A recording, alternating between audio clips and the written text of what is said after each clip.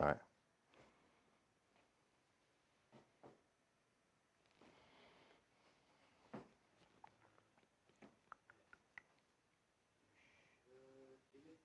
Okay.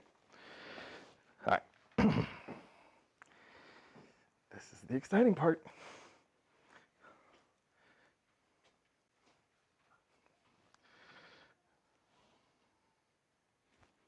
Ladies and gentlemen, we welcome you tonight to the main event. Are we live? I'm just messing around. Oh, cool. Excellent. I mean, obviously, I did that on purpose. All right. This is a little part we call warming up the speaker. Here we go. All right. Welcome to Sprains, Strains, and Automobiles. Let's play on words and hilarious. Let's jump right in. Here are some of the presuppositions of this presentation. These are things that we know to be true, and some of what we're building on are these facts. So the above, down, inside, out principle. Power flows in your body through your nervous system, from your brain, down your spinal cord, out the spinal column to your extremities, hands, fingers, toes, that kind of thing. So we're going to reference this a couple of times throughout the presentation, just so you know this is what we're talking about. Speaking of nerve flow, nerves are delicate. They do not work properly when they're put under force, either compression or tension. Your body heals as much as it can all the time. If you're not getting better, it's not for lack of trying. It's either there's something blocking that or you're missing something. And that's our job, to help fix that. So your body is built more like a tent, not a stack of blocks, right? Think of it this way. You're a teepee, you're a wigwam. You're a teepee, you're a wigwam. Relax, you're two tents. I know. I practiced that one a lot. All right, so moving on to the next one. Western medicine is great at acute conditions, not with chronic. Western medicine is crisis intervention specialists. It is not designed for wellness. So I need to make this distinction up front because there's a lot of things that we talk about in here, and it's not about what they do versus us. What it is talking about specifically is what their job is versus what their job is not. My job is to fill in around the edges for all the things that are long-standing chronic disease, because if you look, degenerative conditions take a long time to show up. Is that a crisis? Absolutely not. That doesn't fall into the normal Western medicine stuff. Their job is to make sure they prevent loss of life and limb, and they're very good at it. The problem is, that's not the end of the story. Just because you didn't die doesn't mean you're going to live well. That's my job. So there's a continuation of care. If you get anything from this presentation, I want you to understand when to go to what kind of doctor, right? All right. Most degenerative conditions take a long time to show up, and they're usually dismissed until they're too bad to be ignored. Oh, it's fine, it's fine, it's fine. Uh-oh, it's real bad, but now it's too late. Most physical modalities do not correct neurological problems. You understand? You have to solve the problem in the modality that it exists. So what happens if there's a degenerative condition that takes a long time to show up? Can you do anything physical about that? Not really. And then, of course, that brings us to the last presupposition, which are the three pillars of health: physical, mental, and chemical. These are three of the four kinds of stress that your body experiences: thoughts, traumas, toxins, and temperature, right? When we address all of those areas, we can create health by removing stress from there, because your body heals as much as it can all the time. If we remove the stress, you will heal. Here we go. Shocking statistics. Why are we talking about whiplash? Well, late effects of untreated whiplash or improperly treated whiplash eventually lead to degenerative brain disease. If you look right here, there's this teeny tiny little text. That's a link. It's a link to a scientific article that supports that statement, okay? Everything that I'm about to tell you is absolute scientific fact. All right. Whiplash begins the slow process of disc degeneration and spinal arthritis. It takes a long time to show up. It's not acute. It's not something you need to go to the hospital for. And a lot of times it's just dismissed as aging, as normal aging. And it's not normal. It's degenerative. 1/4 of whiplash patients will experience chronic symptoms. 1/4 of them. Estimated 2/3 of all active patients in our clinic show clinical signs of unresolved whiplash. The majority of these patients had their injury years ago. When I say years, I'm not talking 1 or 2, I'm talking 10, 15, 20 years. And they've been treated by many other professionals. Yet they show up here still showing these signs and symptoms. That's an important conversation. It's estimated as many as 6 million car crashes occur in the US per year. Whiplash injuries occur in over 80% of car crashes. 6 million car crashes, 80% will result in a whiplash. Let's do that again. 6 million, 80%. Do you understand why we're covering this? Most people have no idea that that happens. Over 1.5 million whiplash injuries occur each year, many from low impact collisions. Why? If you're in a high impact collision, you get a lot of medical attention paid to you. If you're just in a fender bender, a little bump, everybody's like, oh, you're fine. The insurance companies are terrible about that. They're like, oh, well, it barely scratched your bumper. You're fine. There was a crash that happened right outside, right in front of my building. They pulled into my parking lot, minor. And I went out and talked to the officer. And I asked him, I said, what did you recommend to those two young ladies? They were, I don't know, 19, 20, whatever. And he said, oh, nothing, they were fine. I told them to go home. And I asked him, and of course, I was very upset because I know this information. And I was upset because I knew what would happen to them if they didn't have this resolved. It wouldn't show up until much later on in life, and it would be something that looked mysterious. And I asked him, I said, oh, do you have a medical license to recommend care? He said, no. I said, are you a cop and a doctor? He's like, no. And then he got really upset with me because apparently I was frustrating him. But I'm okay to ruffle some feathers if it means saving people from slow degenerative conditions. All right, so here we have a little show and tell. Transference of force. This is why whiplash injuries are really bad. So let's go here. Cute. Apparently we're gonna watch an ad here for just a second. That's not playing on the cast, is it? How do we get that to happen? Huh? Tech support.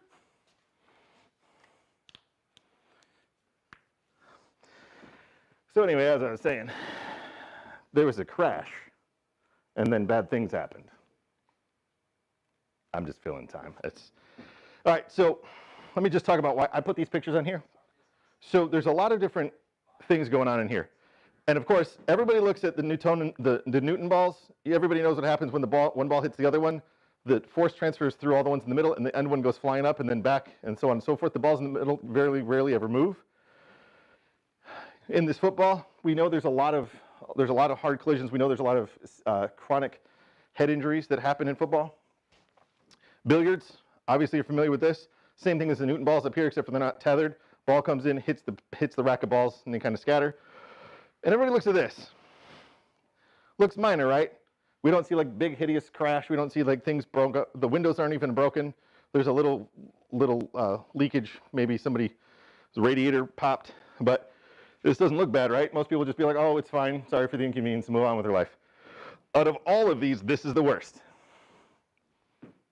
We're good? Maestro, cue the music. So the first video I'm going to introduce you to is, this is stacked ball drop. This is actually a lady that does physics. Oh, we got sound. You did? Yeah, it's making noises. Okay. I'm excited about that. Go, go, go. Check out how high these different balls bounce. All right, watch. The basketball, the super bouncy ball, and the golf ball. Now I'm going to try the golf ball on top of the bouncy ball, on top of the basketball. And then I'm going to explain how it's related to a supernova. And I'm going to explain how it's related to a car crash. Could you see that? Probably not. So here it is again. The golf ball bounced to 28 feet. We dropped it from about 3.5 feet, so it went up 800% of its dropped height. In fact, if you consider that by itself. All right. So that is transference of force. So the first thing that happened is she dropped each of the balls, and it showed that they returned a percentage of their bounce height. But then she put all three of the balls together, then dropped them. And the golf ball, 800% of its bounce height. Now, if we were to take that and put it on its side, the big ball is your car. You are the golf ball. Do you understand? It doesn't have, that's why it's low speed collisions that cause these problems. It doesn't have to be a lot of speed because you have a lot of mass. And transference of force is a real big concept that most people miss in this. So we've also included a few other examples of transference of force so that you get the concept. I like to give multiple examples. So here's this gentleman. And in this case, he's had a lot of force transferred to a very inconvenient area. And if you notice, it's fairly unpleasant.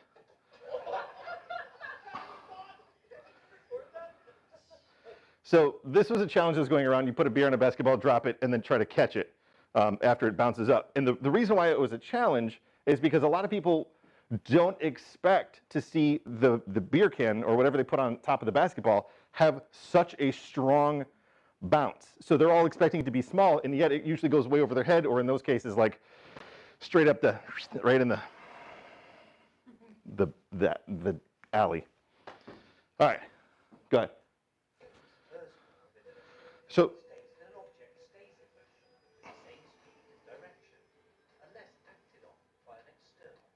So object in motion tends to stay in motion unless acted on by an outside force.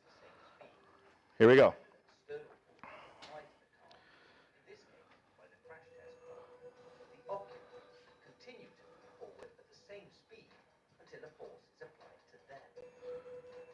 You can see here very clearly there's a transference of force. The car stops and the people keep going. Now, surprisingly, good. So surprisingly, they've shown that a front end collision is not nearly as bad as getting hit from behind. Why? Because when the car stops, you start to move and then you get restrained by the safety belt. If you get hit from behind, all of the force of the car gets pushed directly into your body because you're up against the seat. And that's what causes the whiplash effect. So there's this energy that gets transferred up your spine, and it's a whip crack up in your skull. And that's super important. We're gonna touch on it in a minute. So transference of force means a car crash. In that first ball drop video, they said it was the equivalent of that golf ball being dropped from 40 feet instead of 3 feet. Do you understand? So even if there's a small crash, there's a ton of energy that's transferred, and that's what causes damage. All right, even low-speed collisions can cause serious injury. Whiplash can cause a partial tearing of the ligaments in your neck. You ever sprain an ankle? That's a ligamentous injury. Imagine that's in your neck. And it's important that it's ligament damage because a lot of people are, oh, my muscles are sore. That's fine. We'll talk about healing rates in just a little bit. And again, these are all cited sources. All right, so let's talk about it. The thing that blew my mind, and I'll be honest, I didn't learn this until my 10th chiropractic technique. So if you look at all of healthcare, and then you marginalize that down by a niche, right? Chiropractic is a small niche of a very large healthcare system, and I'm glad to be part of it. But even within chiropractic, there's this very small niche. Less than 5% of the doctors that do chiropractic know about this information. When I realized this, I realized that I had a responsibility to share this information so people knew what questions to ask and how to get their problems resolved. So we're going to take a little background. So we know that whiplash is bad, lots of energy transmitted into your spine. Well, what about your spine? All right, so the anatomy, the dura mater, means tough mother. It suspends, protects, and supports the central nervous system. Now, let me be honest with you. I went through hundreds, and no exaggeration, hundreds of pictures looking for something that showed the dura. What I would always get is the bottom part and the top part, but it didn't show anything in the middle. Do you know why? There's nothing relevant happening to the dura in between. But it also tells me that nobody's looking at that. Everybody's looking at the anchor points up top and the anchor points down below. Anyway, if you were to look at it here in the section that they pointed to in the lumbar, it's this pink area, and it's just this rubbery coating that goes around. If you look in the top, it's the sort of triangular shaped thing that sits in the hole. The yellow bit in the middle, that's your spinal cord. All right. Anchors in the skull, neck, and pelvis. All right, so here's the skull view. This is probably one of my favorite slides out of the whole presentation. I mean, everybody know what this is? Anybody? Show of hands. Okay. And I say that jokingly because this is, first off, it's a really weird angle. And most of the time when you look at this anatomy, all of this stuff has been removed because it's considered to be in the way of looking for the important stuff. I think it's the most important stuff. All right, so this big green arc, you see that? It comes up this way and it splits in the back and it comes sort of like this really interesting wing shape. Now in the front, let's look here. This big gray thing on the bottom, that's, see the square box, orange square? Sphenoid air sinuses. That sphenoid bone, we're gonna hear a lot about that. That's one of the upper anchor points. If you follow it all the way out to the edges, this is the blue box on the edge that says meningeal layer and endosteal layer, that's of the dura. So this dura, this tube that goes from your top to your bottom, this is what it does inside your skull. The purple gland in the middle looks like a bottle. That's the pituitary gland. That's your sleep gland. And it sits on this plate of the sphenoid bone, which is called the sella turcica. It means Turkish saddle. And then if you look at the little yellow blob, see the bright green arrows, it points to the optic chiasma. Here you can see those optic nerves that go forward this way into your eyes.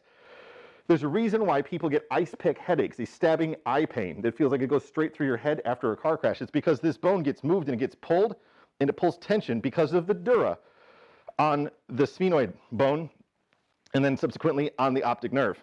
Now, if you look where I circled the big red circle which says nerves, cavernous, oculomotor, trochlear, ophthalmic, maxillary, those are all nerves that service your face.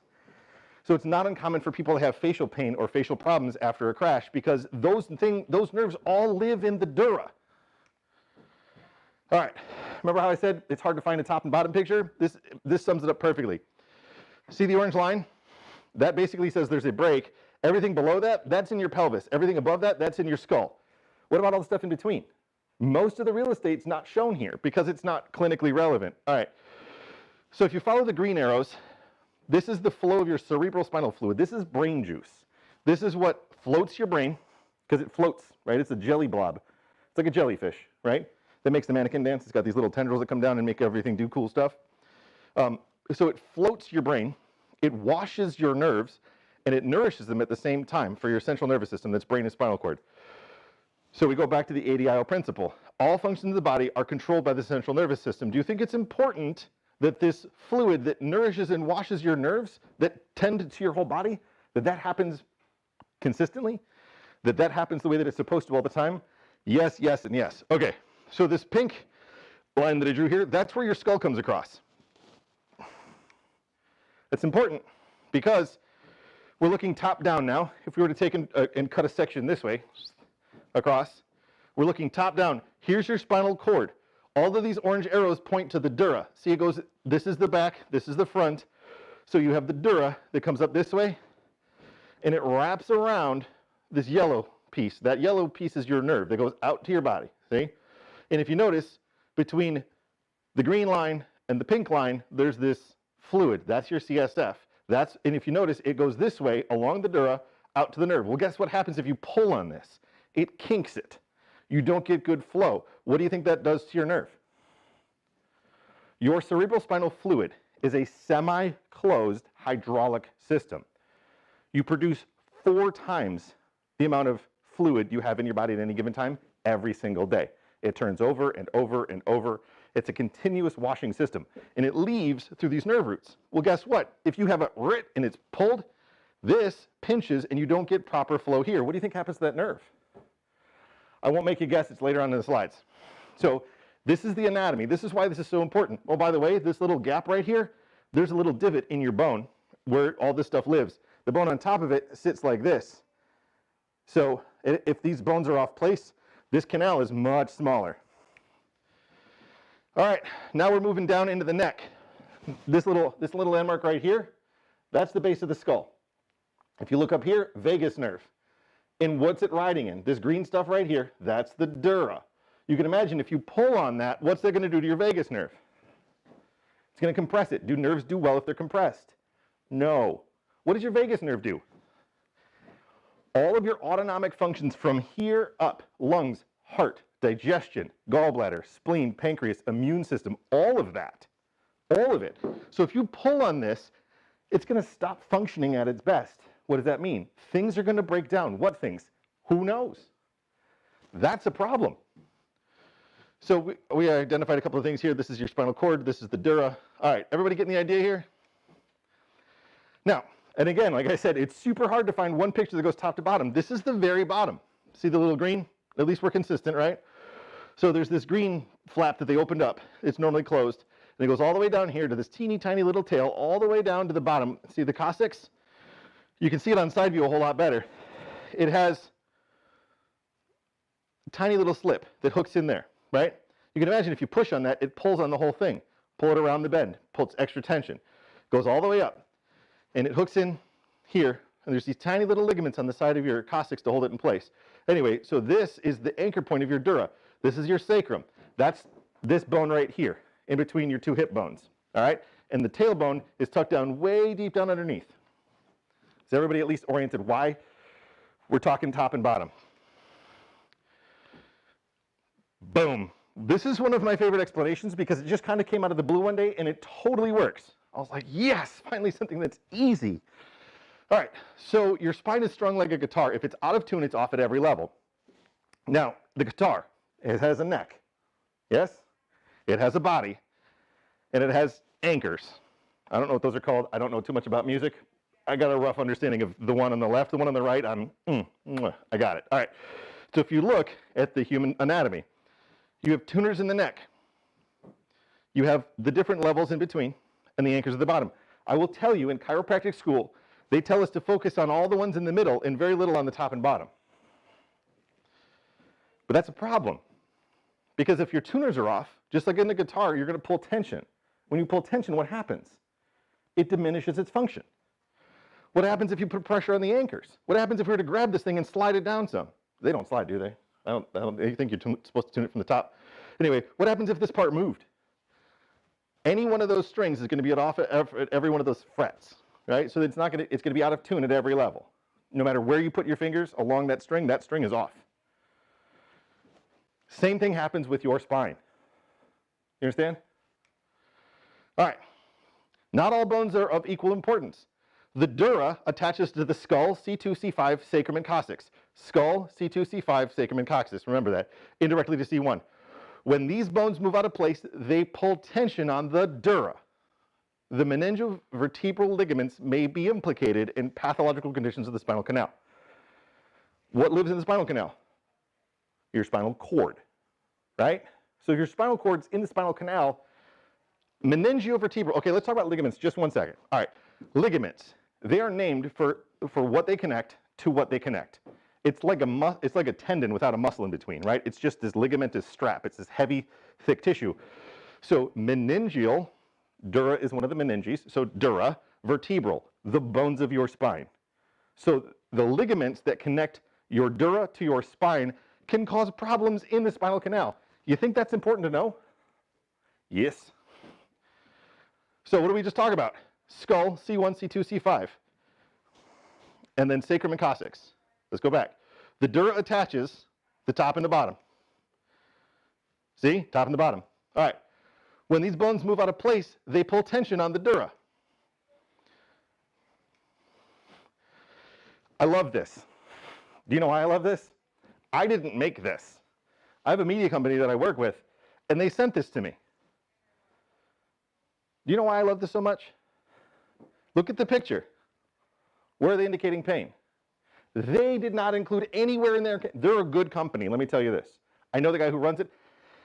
The company's called The Smart Chiropractor, and they all based research, super, super smart guys. They had no idea that they were indicating the most commonly injured areas from whiplash. This is part of their whiplash campaign. But they never once talked about dural tension, ever, not anywhere, anywhere. And I was like, how fortuitous, right? But if you notice, the pain is in the top and the bottom because that's where it shows up. Chronic neck and low back pain has been linked to motor vehicle accidents. You wonder why? I don't wonder why, because I know why. All right. Attention paid to the structure surrounding the spinal nerve roots in the intervertebral foramina, the anterior dural attachments are largely ignored. Just look at here. They are largely ignored. Why? I don't know. Although they've been described since the last decades of the 19th century. Now, my history isn't great, but 19th century was 1800s. So that's like the 1880s. It's 140 years ago. This is not new. These anterior attachments were systematically studied in a series of 30 cadaver dissections and were found to be present in almost 94% of the cases. These are not random. These are not variable. They are not new, and yet they're largely ignored. What's going on, guys? Let's pick up this pace. All right. The alar and transverse ligaments are often damaged during a car crash. Those are the ligaments of your neck. Let's talk about that for a second. Now we're into the physiology. Healing time of tissue. If you look down here at the time scale, minutes, hours, days, weeks, months, years. Okay. So one of the things that everybody talks about is the pain kind of comes on afterwards. Where's my click? There we go. So inflammation sets in anywhere from 2 hours to a couple of days later, right? So up to 2 weeks. That means after you're in a crash, do not expect to feel better the next day. or the next day, or the next week. Usually people feel much worse for about 2 weeks up to 4 weeks, depending on how well your body handles inflammation. You understand? If you don't handle inflammation well, it just gets worse from there. All right, the next thing I want to point out on this, tissue remodeling. Do you see it's on the very far edge of the screen? See what it says at the bottom? 2 years. And if you look at that line, there's some big fancy science word in there, fibroplasia. That means your body's laying down new fibers. It takes up to 2 years.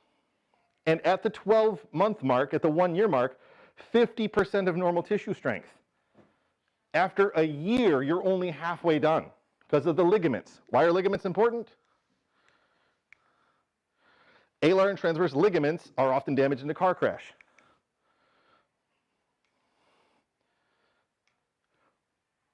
Boom, 50% at a year. This is why they become chronic. Because once the inflammation is gone, people are like, oh, thank goodness, my pain's done. Nope. You got up to 2 years. And that's, at its best, it gets about 70%. Oops. Oh yeah. All right, so let's talk about how the body is built. This is one of my favorite slides. Your anatomy runs like tensegrity. Why are we talking about this dural tube if it's just hanging out in this big stack of blocks? Because it's not a stack of blocks. Your body is built more like a tent. Remember we talked about in the beginning, it's built more like a tent than it is a stack of blocks. So this is tensegrity. You have these hard struts and these cords, and that pulls tension, and that's what keeps this thing floating in space. Super cool, right? Oh yeah. How about a stack of blocks? Nope. Tension, yes. Now look, this bridge, the solid part that everybody cares about, is held by tension by these wires and tension by these wires. That's how your body works. Does it work like this? Nope. How about like this? Yes. Now look, I like this picture. All right, there we go. All right, so here's a cool thing. This whole thing is just a big floppy bag. There's a couple of stiff poles that go out this way, and there's these little attachments, and that pulls the whole thing open. That is an accurate representation of your spinal system. Pretty fantastic. All right. So what does this stuff look like in real life? Because I've shown you some really fun, fancy things. Boom. Here's your skull. This is the tensegrity of the skull. You have 20 skull bones. The sphenoid is the centerpiece. It connects to 12 of the other 20 skull bones. And remember, what attaches to the sphenoid? The dura. It's the upper anchor point in the middle of your skull. Here you go again. This is looking up under the skull. Here's molars, right? So you're kind of looking up this way. Here you're looking from kind of the back view this way. Here's teeth down here. Here's your zygomatic arch of your cheekbone, base of your skull, the rest of your skull. And if you notice, all these little spots are where your bones connect to it. So everybody thinks your skull is just one giant bowling ball, and it's not. It's movable. It's like it's called a closed kinematic chain. It's like a closed chain of gears, like a transmission or a grandfather clock. All these cogs and wheels have to move together. And it moves just a tiny bit, but that's what pumps your CSF, cerebral spinal fluid. Your brain juice gets pumped by the movement of these bones when you breathe. There's an entire science behind how to make that happen better after you've had a head injury. All right, so looking into the eye socket. Here's our favorite bone, everybody, the sphenoid bone. This guy right here, back of the eye socket. Ice pick headache, remember that. All right, look at this. Ain't that a beaut? That's a tensegrity model made out of sticks and strings. You know what that represents? Anybody? Anybody want to take a guess? Anybody? Oh, there's a hint. All right. So if you look in the middle, this is made out of like wooden balls and sticks and strings, but these are your actual bones. These are plastic models of those bones. And if you notice, they're not resting on each other. They're floating in a web of ligaments. If you have a blown disc, whether that's in your spine or if you have a bad cartilage in your knee, that's because it's not floating properly, because the ligaments have broken down around it. That's ligament damage. The disc is sort of like the bump stop on your car. If your suspension bottoms out so hard that something is going to slam into something else, there's a pad in between. That's exactly what's going on here. Your spinal bones should float in space.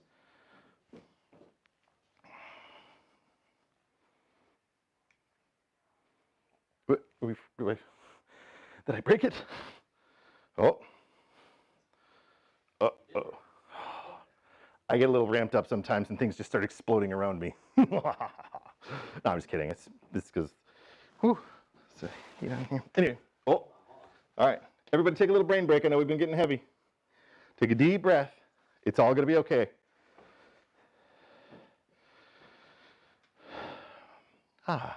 Very relaxing. Bones, ligaments, so on and so forth. All right. Oh, don't ruin the surprise. All right.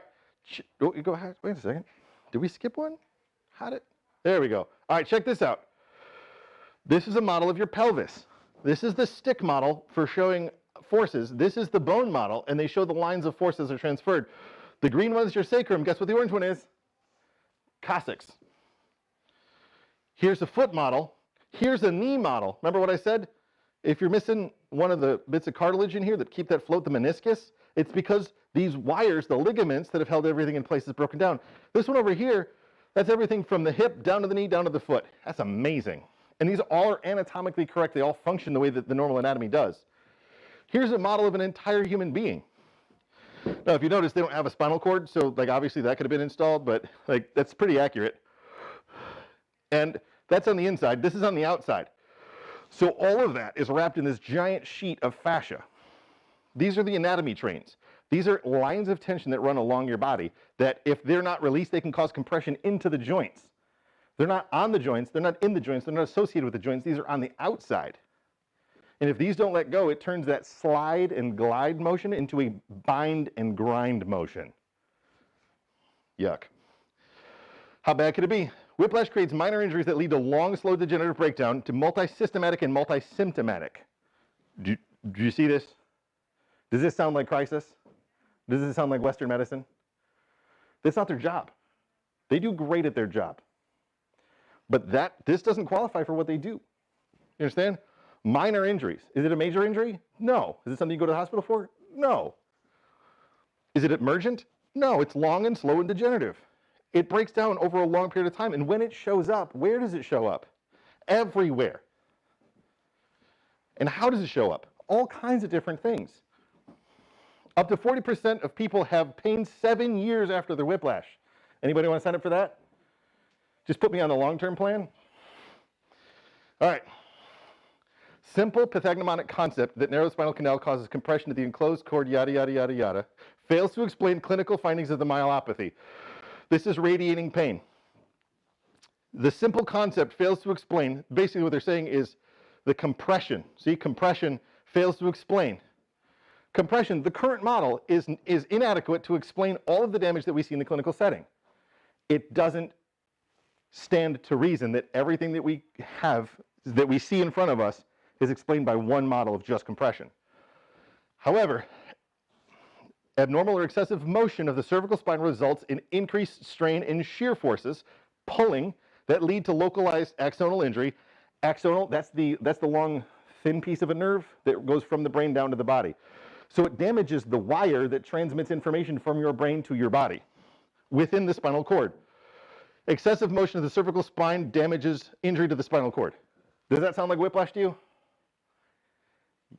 Yep. If you've been following along, yes. So here's a concept. Tension, the new model, started way back in the 1800s. It explains accurately where the damage occurs and what type of damage. We already know this mechanism. It's not commonly practiced.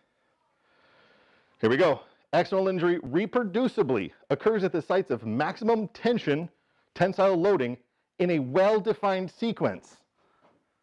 We understand step 1, step 2, step 3, step 4. It's all laid out. We've studied it. We have the data.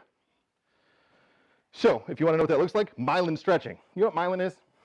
Myelin is the protective coating that goes around your nerves. And when it stretches, it lets extra stuff in. That's where permeability comes in. Calcium enters. Calcium, just so you guys know, from physiology is known as the death ion. If it is uncontrolled, it kills you because it's very, very, very powerfully charged, and anything it bumps into, it rips an electron off of and then denatures or breaks down that protein. Yeah, so then calcium just kind of walks in where it shouldn't be, and then cytoskeletal collapse. Now let's talk about this. If you know nothing else, the cell is the smallest functional unit that represents the whole, right? If you have one of those, your cell has one of those. Now, if we just look at cytoskeleton, that's the cell skeleton. Let me ask you this. If you had skin permeability that let a chemical in that collapsed your skeleton, do you want that?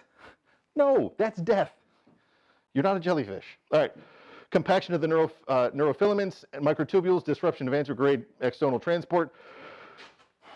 Electricity flows down a nerve. Around the outside of the nerve, there's this fluid that flows back. Remember we talked about CSF, how it washes? Well, there's a fluid that transfers back. That gets broken down when you pull on these nerves. It kills them.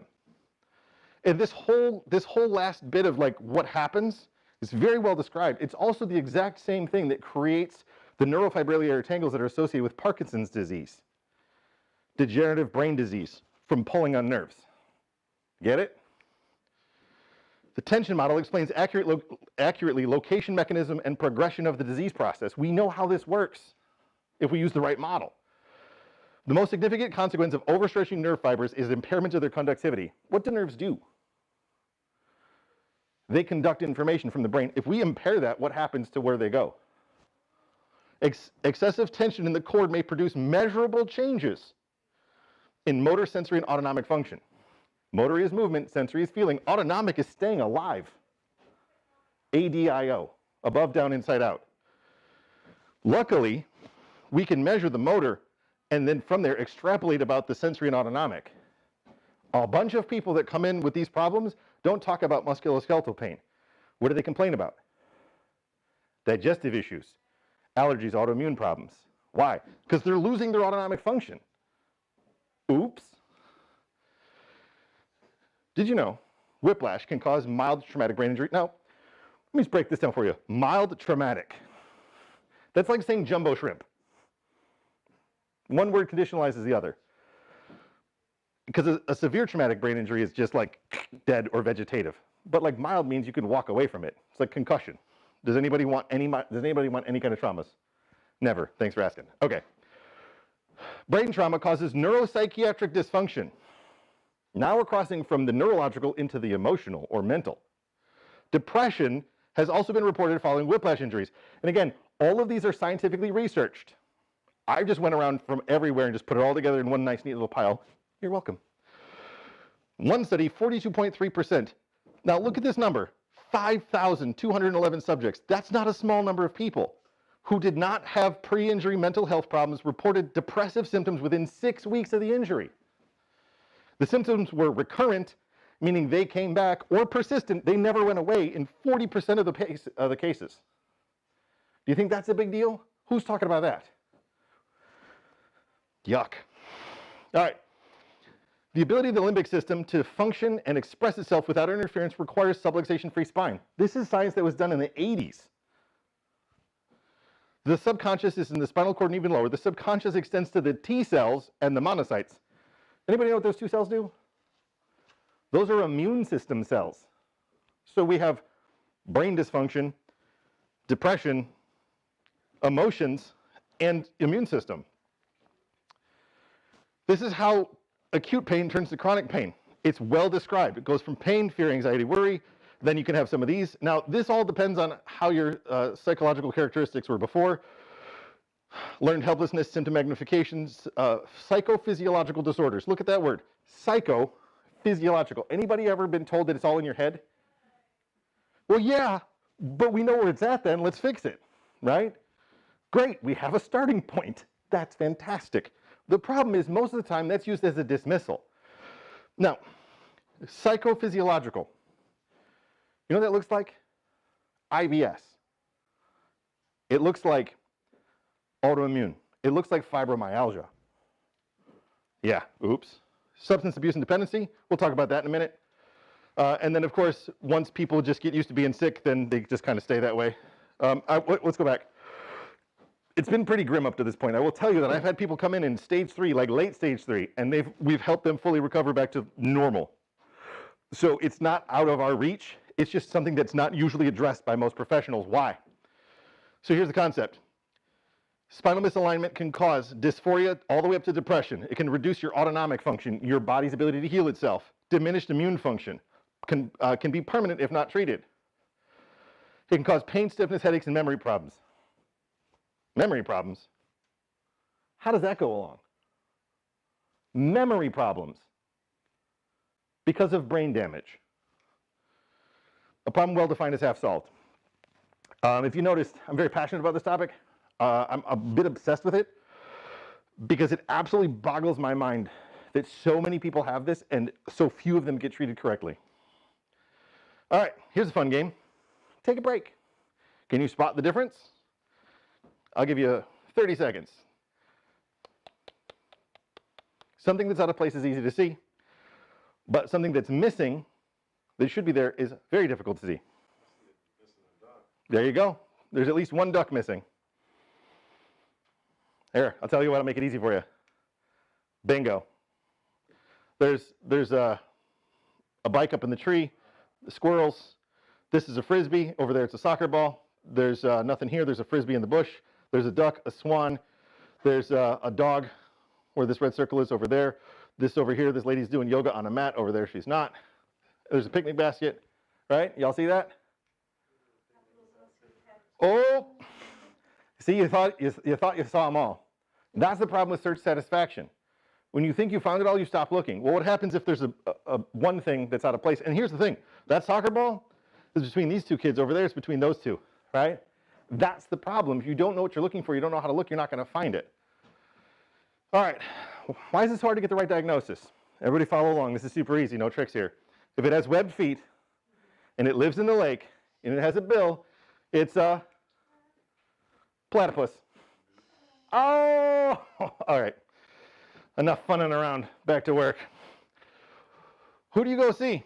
If you have a crash where there's transference of force, like we talked about, to the spine that then causes distortion of the spine and the tension of the meninges, that's the dura, that causes a pinched nerve due to the skull injury, that causes decreased production of stomach acid because of dysautonomic function, right? That then leads to bad digestion. We know if you're not digesting your food, you're not going to have the right nutrients. That leads to bad digestion. That leads to gallstones. Why does bad digestion lead to gallstones? Because your gallbladder needs a low pH of 4. It needs a very strong acid to release its contents. If it doesn't release its contents, it concentrates and turns eventually from sludge into stones. And then that causes chronic inflammation. Why? Because you're not absorbing your fat-soluble vitamins. Because that's what your gallbladder does. Then, so you have chronic inflammation that leads to joint problems, depression, poor immune system function, allergies, autoimmune, chronic fatigue, thyroiditis, kidney and heart disease. What doctor do you go to see? What doctor deals with all of those things? Me. This is not. Now, here's the thing. Could you go see a kidney doctor? Yes. If it's bad, go. Please. If you have a heart disease, go talk to your cardiologist. Don't be surprised if they have a couple of answers they give you. Whether they fix you or not, I don't know. Because here's the thing. It's a skull injury. There's a pinched nerve. What can they give you for your heart that'll fix your pinched nerve? What do you got? All right. What's the fundamental difference in training? This is the essential question. This is the question that all physicians ask when they're evaluating a patient. Allopathic doctors ask, what's wrong? They're comparing you to a standard of care. What's wrong? Do you fit the standard? And if you do, they treat accordingly. Fantastic. It works most of the time. It works for 70% of the population approximately, which is great. I love that. Again, let's be very clear, I'm not bagging on them. I just know that there's things that they should handle and there's things that they shouldn't handle. I want to take care of all the things that aren't being taken care of by standards. There's exceptions to every rule. And I like to live in the exceptions. I, as a holistic doctor, ask what's not right. Because I'm trained to think and link. How does this thing go to that thing? How do we get from skull to stomach to nerve to bladder to gallbladder to... How do we... That's the thing that I love. So let me ask you this. How many specialists would it take to fix a problem if they miss the big picture? If they're all looking at their piece? I've had patients sit down with a panel of 11 doctors, all in their own specialty, and they didn't get it because it's not a point problem, it's a synthesis problem. It's estimated that 94% of back surgery patients still experience pain after surgery. Why do you think that is? Because it wasn't a back problem. Because back surgeons don't operate on the dura. When you do the common things of life uncommon, you command the attention of the world. The reason why I want to command the attention of the world is because there's people out there that are suffering, and I want them to know that this is an option, and I want to fix them. So me and George Washington Carver are like on the same track. All right, here's the gold standard of practice. Patient values. What do you want? Are you willing to participate in the plan? Research. What's already known? What model, is there a model that works for this? What model are we using? Are we still talking compression? We know that doesn't work. We know it doesn't explain it all. Or are we willing to step into the tension model and say, hey, there's some of this, there's some of that. It's not as simple as we want to make it. And then clinical experience. Have we had success with this before? Yes, thousands of times when other people have failed. I'm glad to fill in that hole. That way people don't have to suffer. What have we learned? Well, we learned how to put it together. All right, 60 to 70% of our active patients show clinical signs of unresolved whiplash. We talked about this. These are patients that have seen many other healthcare professionals, but none of them got the diagnosis correct. Why? Why? Because they didn't see the signs. They're not trained to. It's not their job. I don't take my refrigerator to my mechanic. He doesn't care. I believe that all doctors operate in high integrity with the best intentions to help all people all the time. That's never been my question. I look at standards of care. Those are policies that are written, and they're written by administration, and they're written so that they can cover the most amount of people for the most amount of good. Is that going to fix everybody? No. There's going to be some people that don't get better with that system. That's what I'm here for. Okay. Standard of care dictates they have to follow established protocol and follow the prescribed treatment because it works for most of the people. Shots equal short-term pain relief. Why? Your paradigm dictates your results. Your map defines your destination. So if I told you this is a map of San Francisco and I wanted you to go from here to there, do you think you could do it? If I gave you specific starting point and specific destination, you think you could do it? No, because this is a map of Glasgow. This is not San Francisco. If your map of the territory is wrong, no matter how fast you go, you'll still end up lost just twice as fast. So opiates are highly addictive. Remember we talked at the beginning? They're highly addictive and not meant to be used for chronic pain. What does this type of problem with the dura look like? Localization of the pain not only varies according to the site of the compression of the dural tube, bam, dura, now we're on track, but it is also determined by the intensity of the stimulation. One of the rules of referred pain is the stronger the stimulus, the further the pain will be referred.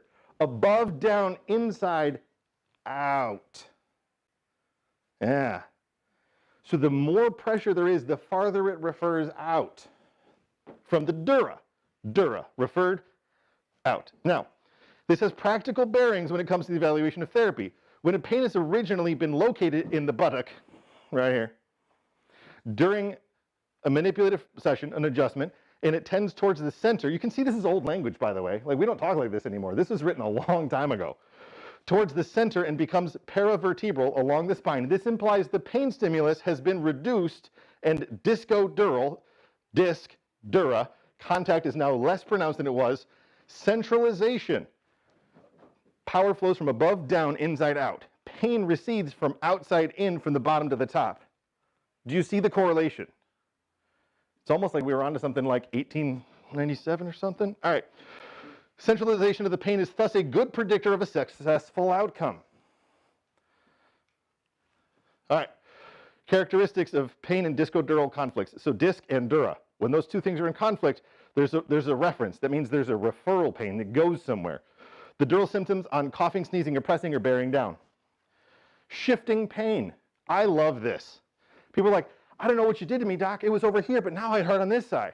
It used to be my right leg, now it's my left. It was my hip, now it's my shoulder. What are you doing to me? Right here.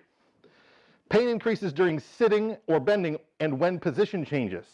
It hurts when I get out of bed. It hurts when I get into the car. It hurts when I get out of the car. It hurts when I go upstairs. It hurts when I sit for too long, when I stand for too long, when I change positions.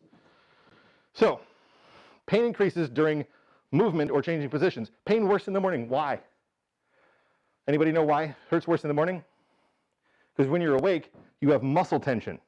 When you sleep, you go into sleep paralysis. Everything relaxes, and then all the pressure goes from your muscles to your ligaments. If your ligaments, remember those ligaments in the neck, the ligaments in the pelvis, the ligaments connecting everything to everything else?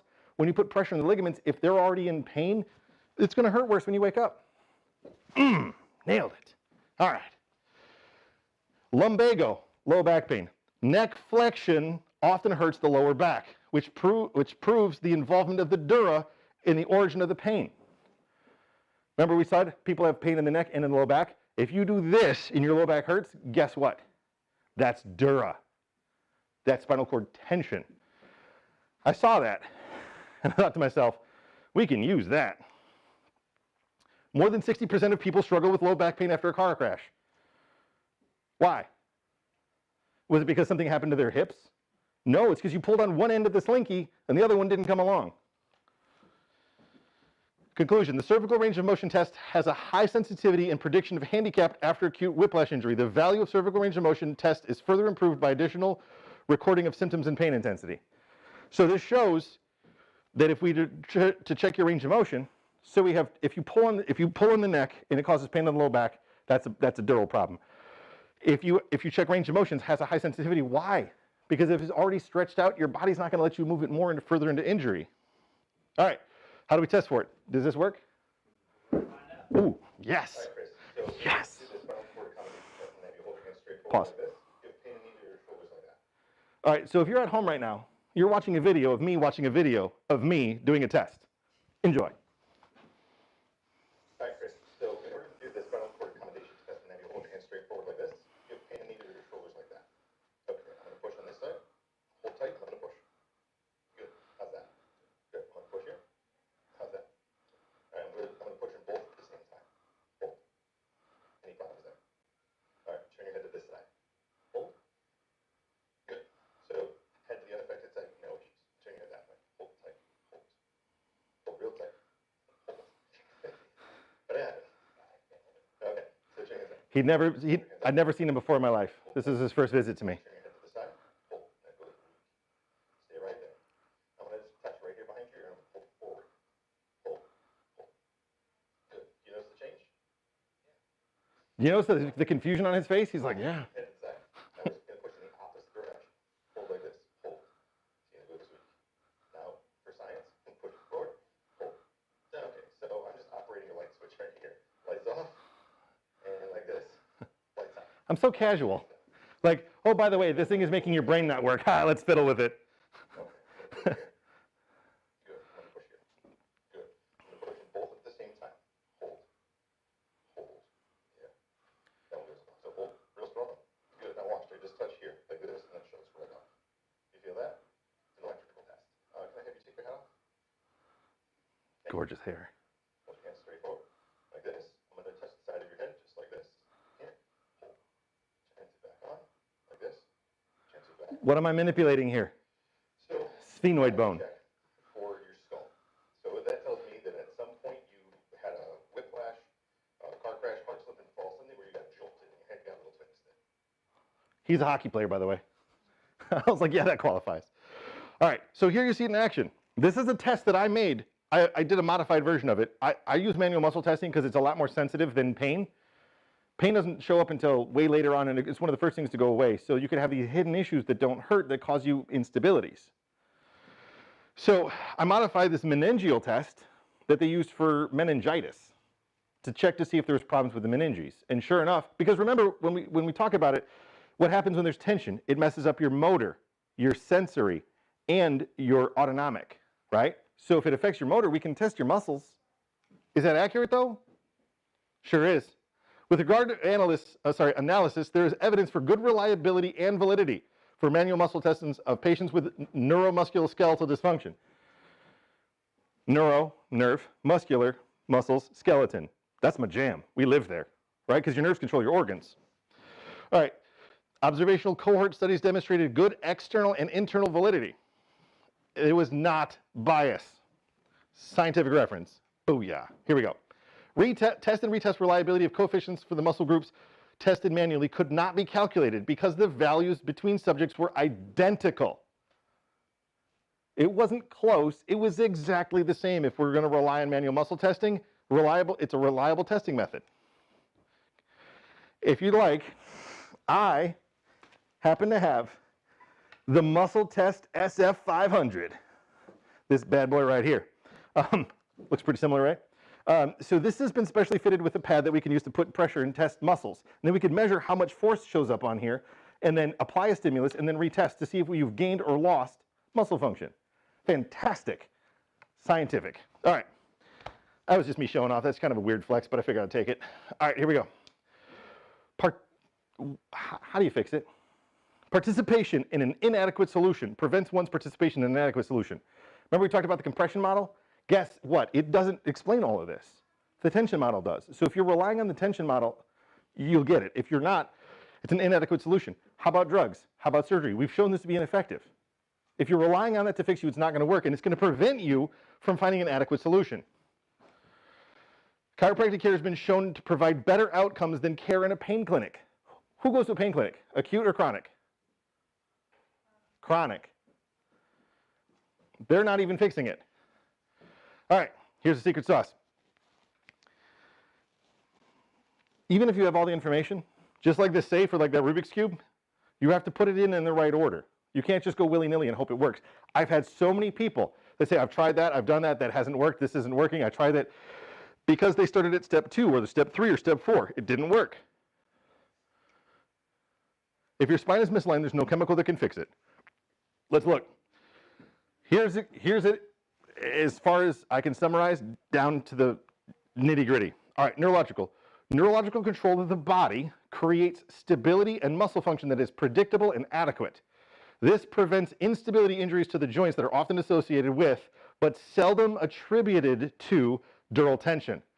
Once the tension is removed from the spinal cord, strength that was functionally inhibited can return the joint to normal function. That means that weakness that we see, if we fix the tension, it should come back. Once the nerves are functioning correctly, it's imperative to address any mechanical abnormalities that would restrict normal motion. This is where we get into my rehab department and my massage department. These individuals that work with me are phenomenal. I have trained them, and they're on their own validity very, very good at finding and fixing these things. It's not just the involved joints, but all anatomical structures. You remember the stick models with all the strings? What happens if you have a string that's way over here that's pulling on something up top? You're only looking at the wrist. What if it's the neck? What if it's the shoulder? What if it's the hip? All right. Until the entire pattern of distortion is resolved, the likelihood of recidivism, meaning having it come back, is very high, and the chance of recovery, full recovery, is low. So you have to fix the nerves first, but then once the nerves are turned on, then you have to get into the mechanical stuff. When nerve stability is lost, mechanical damage has occurred when the process of inflammation is underway. Inflammation is mediated by chemistry that is used to direct the body's natural resources to clean up the damaged tissue, to lay down new, healthy tissue. Inflammation is not the problem, but a necessary healing process. Now, it says that chemistry is used to direct the body's natural resources. What happens if this happened to you 20 years ago and you have functional malnutrition because you're not digesting because the nerve to your stomach is pinched? What resources do you have to rebuild? You don't. That's yet another problem. I have an entire digestive department specifically to fix this problem. All right, I've been busy. Behavioral. Respect the limitations of the injury. Change in lifestyle may be the only way to create the appropriate healing environment. Chronic re-injury of ligaments or ligamentous tissue can cause long-term laxity that is almost impossible to correct even with very invasive means. This means if you continue to re-injure something, remember 2 years? Ligaments can take up to 2 years to heal. If you constantly re-injure it, it's going to be loose and sloppy. Every time you sleep, your muscles are going to relax. It's going to put more tension in there. That's a bad way to be. What I find to be very interesting, now I'm going to conditionalize this. I've had plenty of patients that have gone to other doctors and had great results. I'm talking about the ones that have gone and not gotten the results they needed. They're given instructions. It hurts when I do this. The doctor says, behave different. Don't do that thing. See if that makes it go away. If that doesn't work, chemical. Oh, here, take these pills. If that doesn't fix it, they're like, oh, well, go do rehab. Almost never do they get neurological care because most people don't understand this. So you're using 3 steps that are steps 2, 3, and 4, usually in reverse order. Not going to fix it. That's why these become long-term problems. 130 people each day die from opiates And over 40% of those deaths were from prescribed opiates. It's not a good fix. This from a back pain fact sheet from the National Institute of Health, I think. I'd have to double check the source. Surgery is not a first or even a second resort. We got to start with least invasive to most invasive. I'm not against surgery. I'm against the wrong surgery. All right, so how do we fix it? Neurological chiropractic. We use a very gentle instrument, take tension out of the spine. The initial care will be very gentle, lessen the dural tension, and you'll see an immediate return of function. There'll still be some inflammation, there'll still be tissue damage, there's still some chemistry going on, there's still some mechanical stuff that's damaged, but you'll feel better, you'll have better range of motion, and your power turns right back on if you get it back. Some people had stroke, they lost some brain tissue, that doesn't kick right back in. But if it's compressed or tension, and we fix it, it snaps right back too. Emotional stress relief, why? Depression is a symptom of degenerative brain disease or brain damage. Mechanical. Manual adjustments. If you've been to a chiropractor, most of them do this, which is great, but it's step 2. It's beneficial to reduce range of motion restrictions that are due to fibrous adhesions, not the neurology. It fixes the spine and the disc compression. And then rehabilitative therapy, fantastic. It helps to increase range of motion, muscular balance, coordination, strength, also reduce adhesions, myofascial restrictions, neuromuscular trigger points, and tissue stagnation. Love it. Chemical. Diet. Focus on anti-inflammatory foods. If you need to know about that, you should come talk to Renee. Proper food macronutrient ratios, meal timing, healthy food choices. So up in the corner, there's this lovely little diagram that I completely just robbed from my other presentation called the Clean Eating presentation. Clean Eating, something like that. It's on my YouTube channel. Go check it out. And then nutritional support. Chemistry provides the building blocks of cellular health. Remember we talked about all the cytoskeleton damage and all that other stuff? Okay. Long-term nerve interference leads to digestive dysfunction and malnutrition. Once the body is in this state, it lacks the necessary nutrients to digest even healthy foods. How many times do people come into our office and they're like, I'm eating everything right, I got my diet cleaned up, and yet I have this problem, and I have that problem, and I can't figure it out. There's 3 steps of nutrition: what you choose to eat, what actually gets broken down and absorbed, and what gets to your cells. Most of the time, you don't have the right chemistry to absorb it. Knowing exactly what is slowing or preventing the healing process can ensure a full recovery. All right, behavioral. Posture assessment, we do this with all our patients walking in the door. Fantastic, we can show them that they're crooked, and then we give them rehabilitative exercises they do at home. If needed, we can do modified activities, including bracing. All right, I'm gonna skip this one. So, female, age 40, 5'5", 127 pounds. Rashes, loose stools, infertility, chronic headache, anxiety. She had a tonsillectomy, which means she had something else going on for a long time. So she is doing postnatal vitamin, iron supplement, probiotic.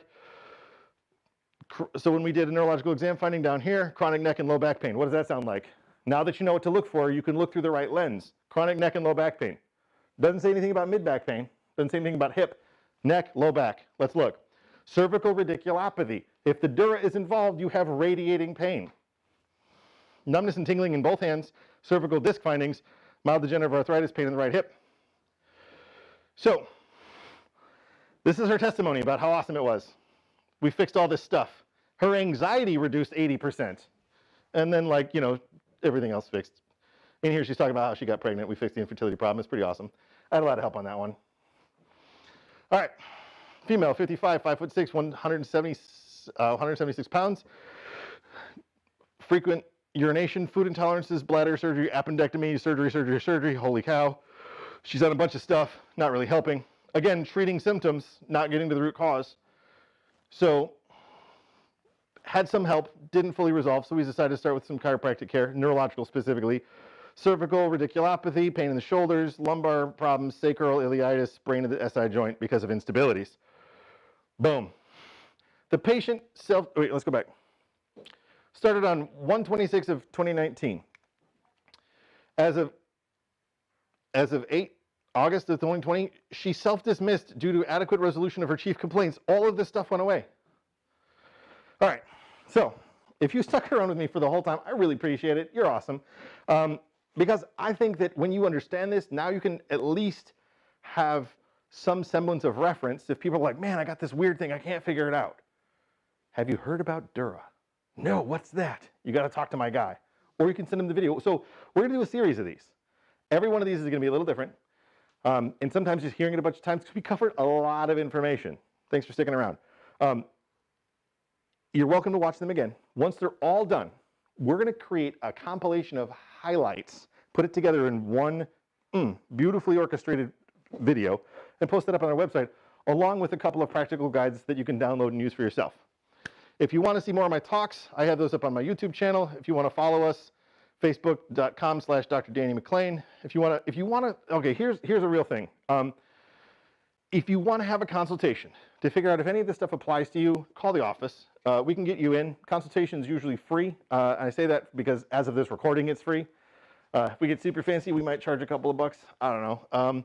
Not really part of the plan yet, but ultimately my whole goal is to help people, and that's what I always put first. So if there's anything stopping you, cut it out. Just show up, we'll check you. If you have it, we'll fix it, or we'll at least help. I can't guarantee any solution to any medical problems until I get my hands on you, because some things, to be honest, if they've been bad for long enough, you lose some things to the sands of time. Not everything is recoverable, but if you have a shot to get it back, this method will do much better for you than most. That's why we do it. My website is 80hourclinic.com. If you wanted to be added to the notification list for the replay of this video after we're done editing it, you can send an email to admin@drdannymclane.com. All right? That's that. Stick around for the next one. Thanks, everybody. I always like to throw the first clap in there for myself.